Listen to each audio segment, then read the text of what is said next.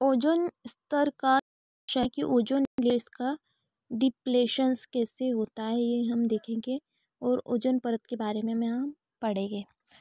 जो पृथ्वी है, पृथ्वी की सतह से लगभग 800 से 1000 किलोमीटर की ऊंचाई तक वायु पाई जाती है। पृथ्वी के चारों ओर 800 से 1000 किलोमीटर तक 6 सौरमंडल या इसको बोलते हैं ट्रोपोस्फियर। 6 सौरमंडल या 6 ट्रोपोस्फियर कौन से? नंबर 1 क्षोभ सीमा जिसे हम कहते हैं ट्रोपोपॉज। सेकंड समताप मंडल जिसे कहेंगे स्ट्रेटोस्फियर। देन ओजोन स्फीयर जिसे ओजोन मंडल। फिर उसके बाद आयन मंडल आयनोस्फीयर और सबसे लास्ट बहरी मंडल जिसको बोलते हैं एक्सोस्फीयर। जो समुद्र है, समुद्र की सतह से 32 से 80 किलोमीटर तक ओजोन का आवरण या ओजोन मंडल पाया जाता है। इसमें ओजोन गैस प्रचुर मात्रा में प्रेजेंट रहेंगी और जो इस मंडल में इसका तापमान समान रहेंगे, यानी कि जब आंधी तूफान नहीं आएंगे इसमें। इस आवरण में पाए जाने वाली ओजोन गैस सूर्य प्रकाश में आने वाली पराबैंगनी किरणों को शोषित कर लेती है।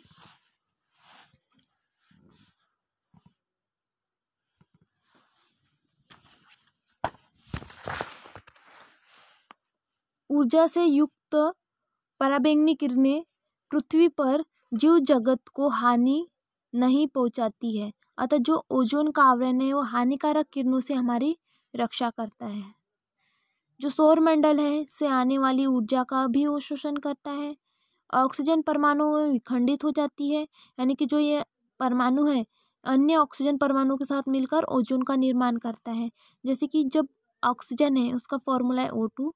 O2 कैसे बनता है? ऑक्सीजन का एक अणु प्लस ऑक्सीजन का एक अणु, ये मिलकर ऑक्सीजन के दो अणु मिलकर ऑक्सीजन बनाते हैं। फिर उसके बाद जो ऑक्सीजन है वो अन्य अणु से, ऑक्सीजन का अन्य अणु से मिलकर ओजोन का निर्माण करेगा। मतलब जो O2 है, O2 plus O is equal to O3, ठीक है, ओजोन का फॉर्मेशन होता है।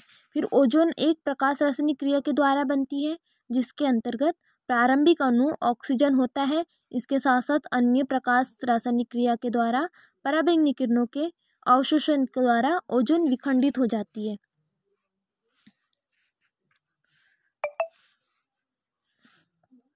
जो वायुमंडल है, वायुमंडल में ओजोन की कुल मात्रा 0.00002% ही है।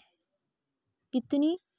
ओजोन की कुल मात्रा वायुमंडल में 0.00002% ही है। यदि इस गैस को पृथ्वी की सतह पर फैला दिया जाए तब केवल 3 किलोमीटर का ही स्तर बन पाएगी। इस गैस की 95% मात्रा केवल समताप मंडल एवं क्षोभ मंडल में पाई जाती है। भूमि पर ओजोन की बहुत कम मात्रा ही पाई जाती है।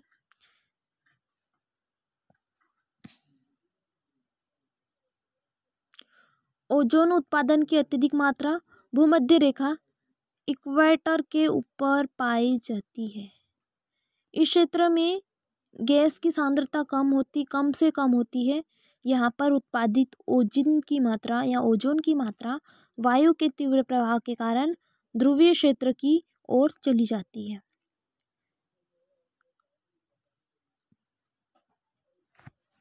समताप मंडल में ओजोन अधिक जटिल प्रकाश रासायनिक क्रियाओं के कारण उत्पन्न होती है। समताप मंडल को क्या बोलते हैं? स्ट्रेटोस्फियर। यहाँ कैसे ओजोन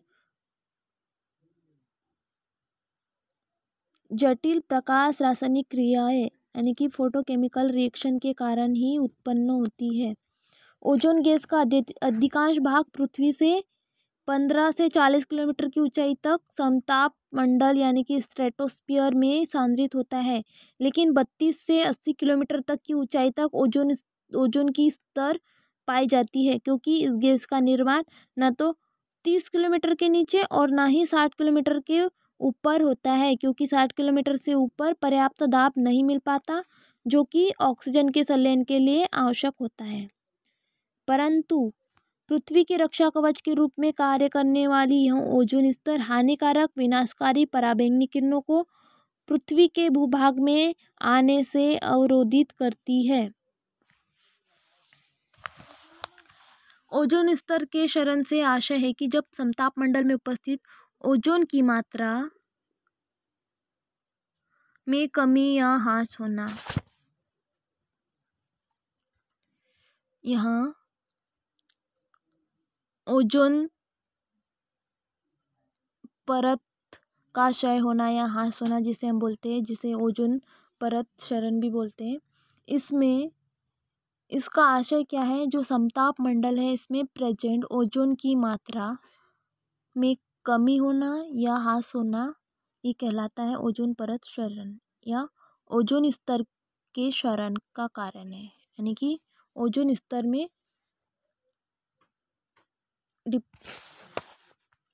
डिप्लेशंस का कारण है, ओजोन स्तर का क्षरण का प्रमुख कारण है समताप मंडल में उपस्थित ओजोन की मात्रा में कमी होना। सूर्य की प्रकाश विकिरण या इंफ्रारेड किरणें ऊर्जावान होने के कारण जीवजात को लाभकारी होती है, लेकिन पराबैंगनी किरणें जीवजात के लिए हानिकारक एवं मृत्यु कारक होती है।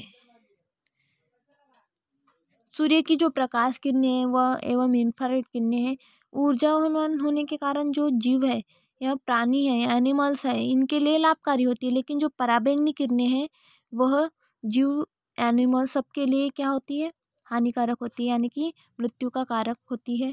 तो जो वैज्ञानिक है इनके अनुसार जो पराबैंगनी किरणें हैं इनकी ऊर्जा जीवजात के लिए या बायोकेमिकल क्रियाओं की वृद्धि करती है और जीव की उत्पत्ति भी जैव रासायनिक क्रियाओं पर आधारित होती है। लेकिन जब तक पृथ्वी के ऊपर ऑक्सीजन, नाइट्रोजन, ओजोन की एक प्रभावशाली स्तर नहीं बन पाई तब तक जीवन की उत्पत्ति संभव नहीं हो पाई।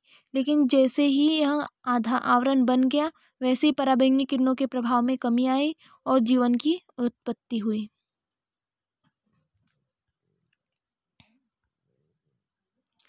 वर्तमान में पृथ्वी पर तीव्र गति से औद्योगिकरण, शहरीकरण के कारण एक समस्या उत्पन्न हो गई है, क्योंकि जो आवरण कवच है या रक्षा कवच है वह पराबैंगनी किरणों की ऊर्जा से मानव की रक्षा करता है।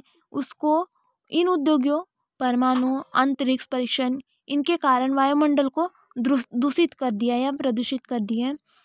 इस मानव जनित यौगिकों के उत्सर्जन के कारण ओजोन मंडल में उपस्थित ओजोन की मात्रा में कमी हो रही है, जिससे सूर्य एवं अन्य ग्रहों से उत्पन्न पराबैंगनी किरणें पृथ्वी के भूभाग में पहुंचने लगी है और इसके प्रभाव दिखाई देने लगे हैं। ओजोन स्तर की कमी या ह्रास से होने लगा है।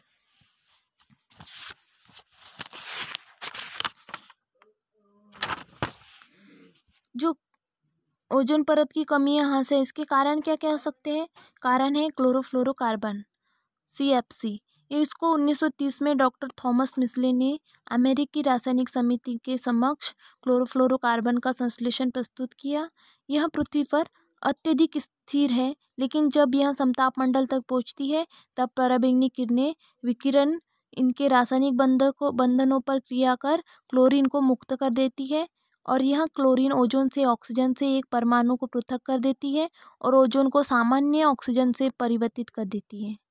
क्लोरीन इस क्रिया को निरंतर दोहराती है और CFC अणु ओजोन के हजारों अणुओं को नष्ट कर देती है। ऐसी लगभग 200 प्रकाश रासायनिक क्रिया होती है जो कि ओजोन की क्षति करती है।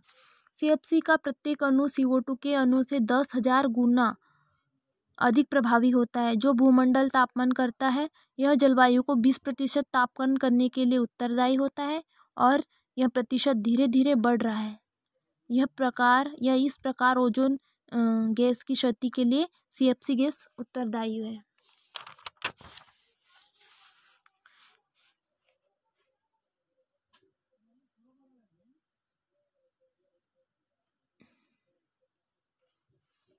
यहाँ सबसे पहले स्तर जो है वो ट्रोपोस्फियर, जिसको हम बोलते हैं शोभ सीमा या शोभ मंडल।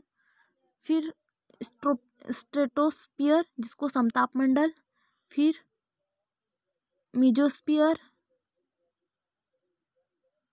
फिर थर्मोस्फियर, फिर एक्सोस्फियर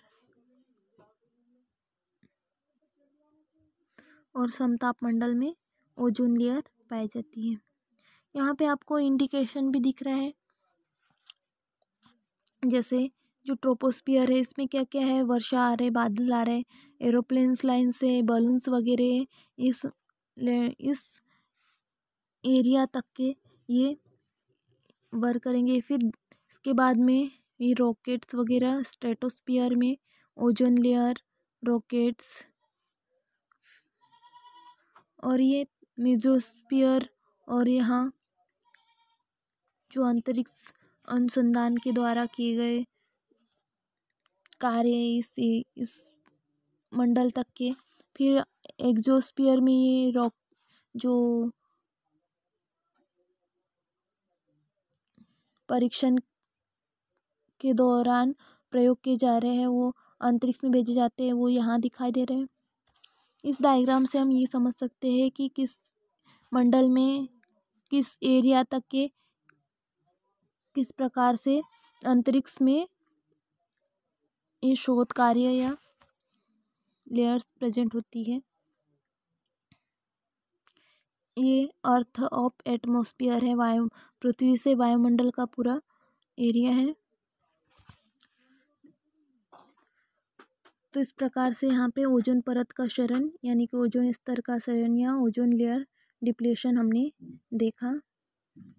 थैंक यू।